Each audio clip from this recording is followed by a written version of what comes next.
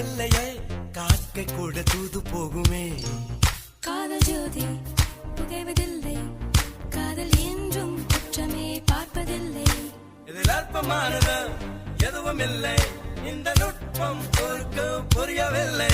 வானும் மண்ணு மாறியே போகும், காதல் என்றும் வாழுமே.